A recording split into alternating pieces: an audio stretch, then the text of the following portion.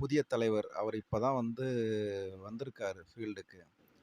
அவருக்கு மட்டும் ஏன் இந்த மாதிரி ஒரு கண்டிஷன்ஸு? இந்த மாதிரி ரூல்ஸு? இதெல்லாம் மக்களோட கேள்விங்க. மக்கள் இந்த கேள்வியெல்லாம் கேட்குறாங்க. எதுக்காக இவ்வளோ கஷ்டப்படுத்துறீங்க? எதுக்காக இவ்வளோ பிரச்சனைகள உருவாக்குறீங்க? அது மட்டும் இல்ல. பொதுக்கூட்டங்கள்ல கரண்ட் ஆஃப் பண்றது. அதாவது ரோட்ல கரண்ட் ஆஃப் பண்றது.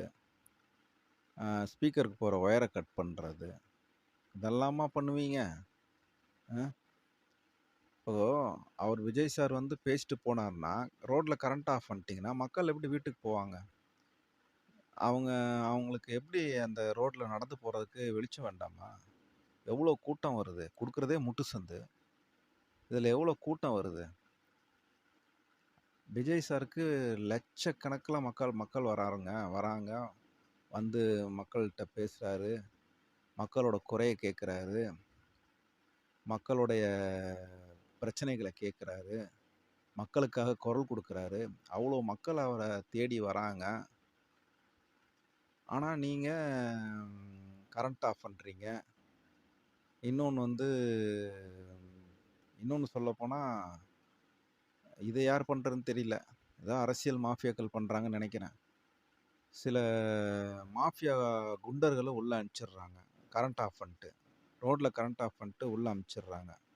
சில இல்ல, பல ஆயிரம் மக்கள, பல ஆயிரம் மாஃபியா குண்டர்கள உள்ள அனுப்பிச்சிடுறாங்க. அவங்க என்ன பண்றாங்க, உள்ள போயிட்டு பொதுமக்கள போட்டு பிரச்சனை பண்றாங்க. அடிக்கிறாங்க, உதைக்கிறாங்க, குத்துறாங்க, கத்தியால குத்துறாங்க, ப்ராப்ளம் பண்றாங்க. இதெல்லாம் அ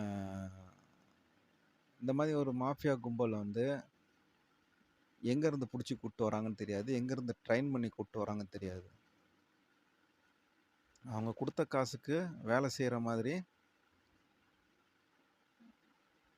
அ வேலை செய்றாங்க. வேலை செய்றாங்க மீன்ஸ் அந்த மாதிரி மக்கள சிதைக்கிறாங்க. மக்கள போட்டு தாக்குறாங்க. மக்கள அடிக்கிறாங்க, உதைக்கிறாங்க, அ கத்தி எடுத்து குத்துறாங்க, கத்தி எடுத்து கிழிக்கிறாங்க. ஸோ இதெல்லாம் யாருங்க செய்வா?